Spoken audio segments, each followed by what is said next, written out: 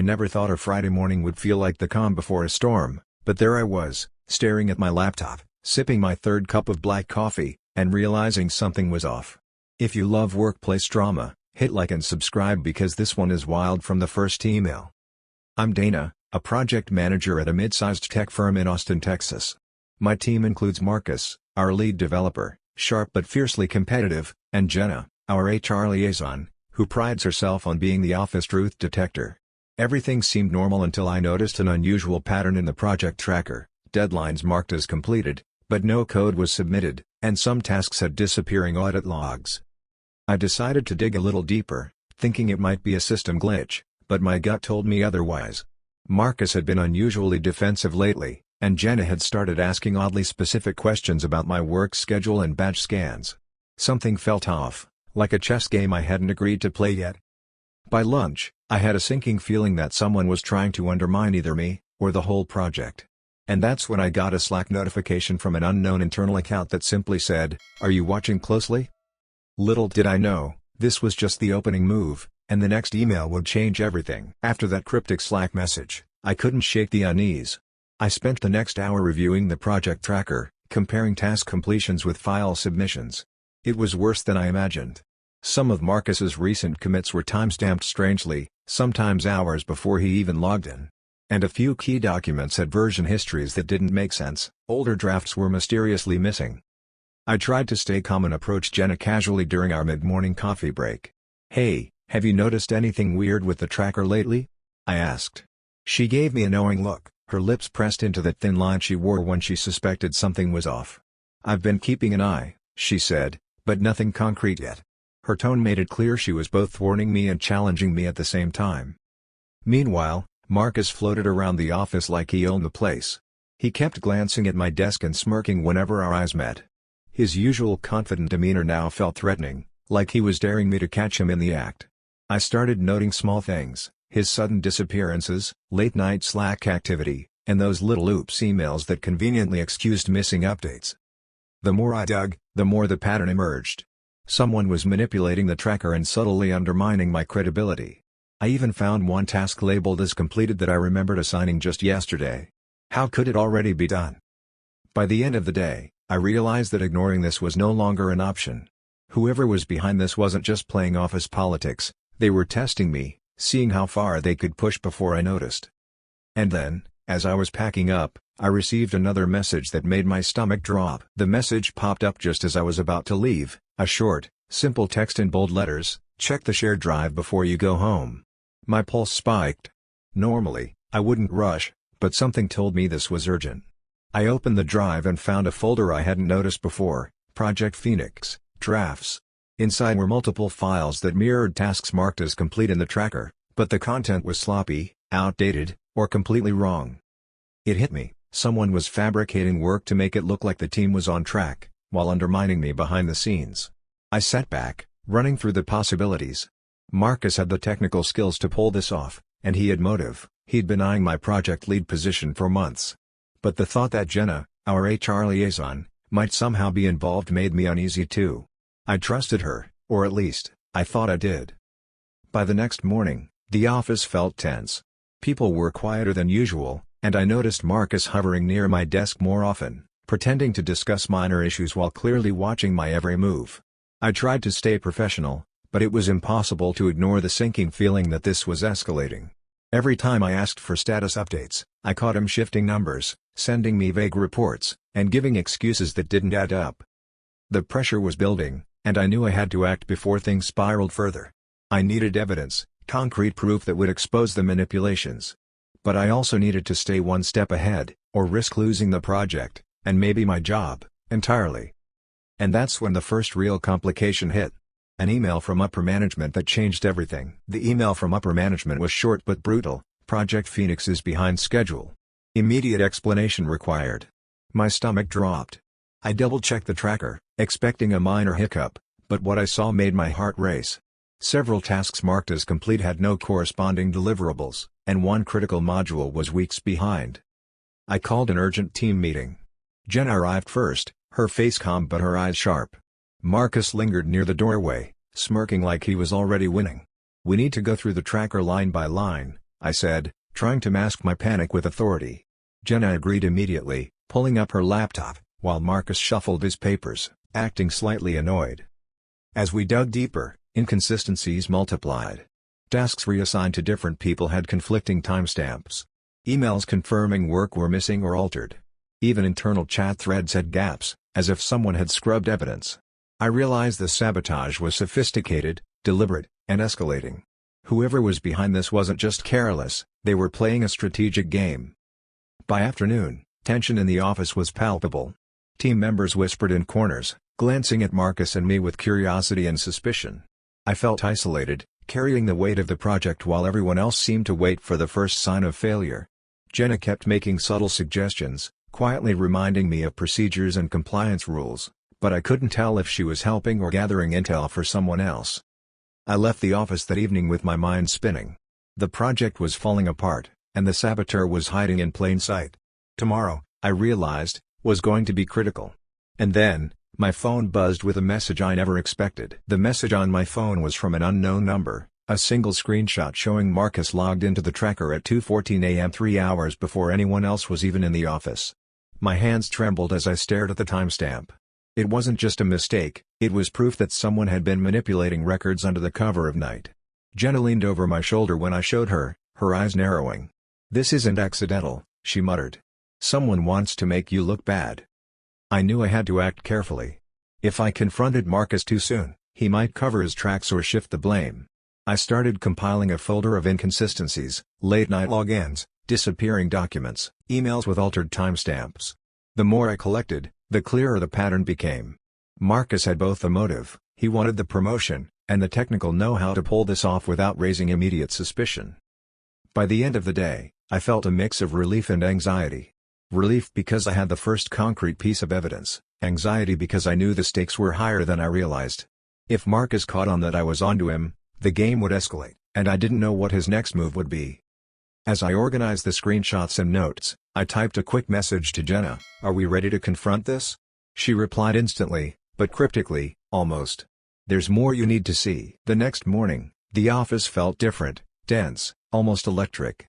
Whispers floated through the hallways like static, and I could sense colleagues casting furtive glances in my direction. Jenna was unusually quiet, her eyes scanning every interaction, as if she was playing a careful game of surveillance. Marcus, on the other hand, moved with his usual confident swagger, chatting casually with team members, but I caught the occasional sly smirk directed at me. I tried to focus on the project, but even simple tasks became a minefield. Every time I asked Marcus for an update, he deflected or over-explained, carefully planting seeds of doubt about my oversight. Emails I sent requesting documentation went unanswered or returned with excuses. I started questioning my own memory of assigning tasks, but the evidence I'd collected the night before kept me grounded. By midday, whispers had escalated into subtle accusations. One of our developers mentioned missing files in casual conversation, and I felt the tension in the room spike. It was clear that Marcus's manipulations were creating confusion beyond just me. People were starting to doubt the integrity of the project itself. Jenna finally pulled me aside near the kitchenette. "Dana," she said quietly, "there's something you need to see. It's on the shared server." I stumbled upon it while reviewing system logs. She hesitated, then added, "It changes everything." I followed her down the hall, heart pounding. Whatever she had found could either expose Marcus completely, or reveal a twist I hadn't even imagined yet. Jenna led me to the shared server and opened a hidden folder labeled Audit Records, Confidential. My eyes widened as lines of data scrolled across her screen, login times, file modifications, even deleted Slack messages. But what shocked me wasn't just Marcus's late-night activity, it was something far bigger. There were entries showing another user accessing the tracker, someone using Jenna's credentials.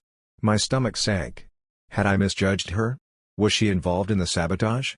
Every instinct screamed betrayal. I glanced at her, searching her face for signs of deceit, but she looked genuinely alarmed. "I didn't touch any of this," she insisted. "I found the logs while investigating your concerns about Marcus. I think someone cloned my credentials to cover their tracks." My mind raced. If Marcus wasn't working alone, then the project was in deeper trouble than I imagined. I realized I was dealing with a sophisticated internal setup, someone manipulating multiple accounts to confuse and destabilize the team. Marcus might still be the mastermind, but now it seemed like he had help, or at least a way to shift blame onto others. I sat back, feeling the weight of the situation. The implications were huge. HR's credibility was on the line, the project was at risk, and trust within the team was fracturing. I knew I had to act fast, but carefully. One wrong move, and the saboteur would know I was onto them. As I gathered my thoughts, another alert pinged on my laptop. A new file had appeared in the tracker, time-stamped while we were standing right there. Whoever was behind this was bold. And they weren't done yet. The new file in the tracker was strange, named simply readme_update.docx, but when I opened it, the content was cryptic, a series of numbers and partial code snippets. It looked almost like someone was taunting me, leaving digital breadcrumbs to see if I could follow. My hands shook as I took screenshots, realizing this was no ordinary sabotage, it was a challenge. Jenna leaned closer, examining the timestamps. "Look," she said, pointing to the metadata. "These edits came from an external IP address. Whoever's doing this is covering their tracks and working remotely, maybe after hours." That explained the late-night logins and disappearing audit logs. My pulse raced. The saboteur was clever, tech-savvy, and bold enough to manipulate multiple accounts without leaving obvious traces. I started connecting the dots, the disappearing emails, Marcus's suspicious smirks, the cloned credentials, and now these taunting files.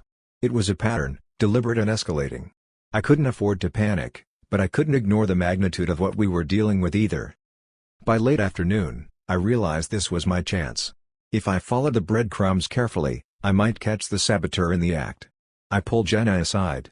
"We need a plan," I said. "We have enough evidence to expose them, but we have to do it without tipping them off." She nodded, her eyes steely.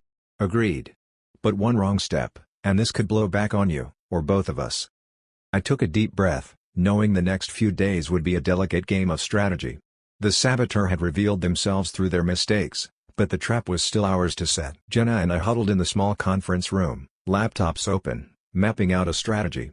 Our goal was simple: catch the saboteur red-handed without tipping them off. But the execution had to be flawless. One wrong move, and Marcus, or whoever else was involved, could erase every trace and leave us with nothing. We decided to set a digital trap. I created a series of dummy tasks in the tracker, carefully time-stamped and visible only to the suspected accounts. Meanwhile, Jenna ran a script to monitor logins and file modifications in real time. Every access, every edit, every attempted deletion would be flagged immediately. We even included a few bait emails referencing these tasks, knowing that the saboteur couldn't resist interfering. The plan required patience. I had to act like everything was business as usual, maintaining my usual routine while silently watching. Marcus kept showing off his casual efficiency, joking with the team and pretending nothing was wrong. Jenna stayed close, quietly tracking activity behind the scenes, her fingers flying over the keyboard like a seasoned detective. By mid-afternoon, the first signs appeared. A file I marked as urgent had already been opened and altered, without my knowledge. The timestamps confirmed our suspicions: someone was trying to manipulate the tracker again. This wasn't just Marcus working late, it was the person behind the cloned credentials, daring us to catch them. I leaned back, adrenaline surging. The trap was working, and soon, I hoped, the saboteur would expose themselves completely. But I knew the confrontation ahead would be tense, maybe explosive. By late afternoon, the trap had sprung. I called Marcus into the conference room under the guise of reviewing progress on Project Phoenix. Jenna stayed behind her laptop, watching the tracker activity live. I could feel my pulse in my ears as Marcus strolled in, confident as ever, clearly unaware of what we had uncovered. "Marcus, can we go over the late-night edits on the tracker?" I asked, keeping my tone calm but firm. He raised an eyebrow, feigning confusion. "Late-night edits? I've been on schedule," he replied smoothly, leaning back in his chair. I let him talk, baiting him to underestimate the situation. Then Jenna chimed in, her voice steady. "Actually, Marcus, the system logs show multiple logins from your account at 2 a.m. on several dates, plus activity traced to cloned credentials from HR accounts." I watched his expression change, subtle but undeniable, a flicker of panic, quickly masked by defensiveness. That must be a mistake," he stammered, sweating slightly. I slid a folder across the table, filled with screenshots, timestamps, and file discrepancies. "It's not a mistake. We have records of altered tasks, deleted files, and misrepresented progress. Care to explain?" Marcus's confident facade cracked. He shifted in his seat, searching for a way out, but there was none. Jenna added, "We even traced edits to an external IP used after hours. Whoever did this underestimated how closely we were watching." The room was silent except for the hum of the air conditioner. Marcus swallowed hard, realizing the game was over. But just as I thought it was done, he muttered something that made my blood run cold. Marcus's muttered words, "It wasn't just me," hung in the room like a thunderclap. My stomach dropped. Jenna and I exchanged a tense glance. This meant there could be another player involved, someone we hadn't anticipated. Marcus finally broke down, admitting he'd enlisted a freelance contractor to manipulate the tracker and cover delays. He insisted it was just to buy time, not sabotage the team, but the evidence painted a different story. Word spread quickly through the office. Colleagues whispered, some shocked, some relieved, as HR launched a formal investigation. Jenna coordinated with management, ensuring all data was preserved and no one could tamper with the evidence further. I felt a mix of vindication and exhaustion. The tension that had been suffocating the office for weeks started to dissipate, replaced by cautious curiosity about who else might have been involved. Meanwhile, Marcus faced immediate suspension pending review. The freelance contractor was unreachable, and the company IT team began a full audit of external access logs. Team members approached me privately, some thanking me for uncovering the truth, others asking why it had taken so long to notice the discrepancies. I realized the fallout wasn't just about Marcus, it had shaken trust across the entire department. By the end of the week, the project was back on track, but the experience left a lingering sense of caution. I knew I had to reinforce protocols, improve oversight, and ensure nothing like this could happen again. But just when I thought the chaos was over, a final email landed in my inbox that changed my perspective completely. The email that hit my inbox was from the freelance contractor Marcus had hired. They were frustrated, claiming they'd been double-crossed and demanding payment for work never approved. Apparently, Marcus hadn't compensated them as promised, and now the contractor had leaked screenshots of the tracker manipulations and edits to upper management. Suddenly, Marcus's little scheme unraveled even further. Not only had he sabotaged the project, but his attempt to cover it up had created new evidence against himself. Karma, it seemed, had a way of catching up quickly. Upper management scheduled an emergency meeting, and I was called in to provide a detailed account of what had happened. I presented the timeline, the screenshots, the cloned credentials, and the strange external IP activity. By the end of the meeting, the consequences were clear. Marcus was officially terminated, and HR implemented stricter security protocols, including multi-factor authentication and audit logging for sensitive files. The contractor's actions, while initially frustrating, had inadvertently reinforced the evidence we already had, making the outcome undeniable. It was satisfying to see accountability enforced, but also a reminder of how quickly misdeeds could backfire. I realized that while I had been patient and methodical, luck had also played a part. The project team began rebuilding trust, with a newfound respect for oversight and transparency. Yet, even as I breathed a small sigh of relief, I knew lessons lingered, not just for Marcus, but for the whole office. The office wasn't just about deadlines, it was about integrity, vigilance, and the consequences of deception. In the weeks that followed, I called a series of team meetings, not to dwell on the sabotage, but to reinforce lessons learned. I emphasized accountability, clear communication, and strict adherence to the tracker protocols. Everyone had a chance to share their experiences and frustrations, which helped rebuild trust. Jenna took the lead on introducing new HR guidelines. She rolled out multi-factor authentication for all sensitive accounts and implemented an audit log review every week. "Transparency isn't optional," she said, "it's our protection, both for you and the project." The team responded positively, appreciating the clarity and the rules that leveled the playing field. I also stressed the importance of vigilance. The incident had shown that even small oversights could be exploited, and that a single manipulative individual could shake the foundation of an entire team. I encouraged open communication channels, reporting unusual activity immediately, and supporting one another rather than pointing fingers. Marcus's departure became a cautionary tale, but also a reminder that justice and diligence often prevail. The team slowly settled back into normal routines, but with a more mature perspective. People seemed more mindful, collaborative, and aware of their responsibilities. Looking back, the experience strengthened the group. It wasn't just about catching a saboteur, it was about learning how to prevent future disruptions and how to operate as a team that could withstand challenges without panic or finger-pointing. By the end of these sessions, I felt cautiously optimistic that Project Phoenix was finally secure, But deep down, I knew the office could always surprise me again. After the chaos settled, I spent a few quiet evenings at my desk, reflecting on the past weeks. The adrenaline had faded, leaving space for thought. I realized how easy it had been for one manipulative person to destabilize an entire project, and how fragile trust can feel in a fast-paced office. I thought about Marcus, how ambition without ethics had led him down a destructive path. And I thought about Jenna, whose diligence and calm observation had been crucial in exposing the truth. Without her, I might have never pieced together the evidence or seen the full scope of the sabotage. I made a mental note to appreciate the allies in the workplace, those who quietly do the right thing, even when it's inconvenient. I also considered my own reactions, the tension, the doubts, the pressure to act without making mistakes. It had been exhausting, but it taught me the value of patience and careful planning. Sometimes, you have to let the situation reveal itself, collecting facts before making a move. Even with Marcus gone and the project stabilized, I knew the lesson lingered. Vigilance isn't about paranoia, it's about responsibility. And in a workplace where stakes are high, sometimes the smallest signs, the subtle patterns, the late-night logins, the cryptic messages, can reveal the biggest threats. Looking around the office, the hum of computers and quiet chatter felt almost normal again. But I knew one thing for sure, I would never ignore the red flags again. With Marcus gone, the project back on track, and new security measures in place, the office finally felt stable.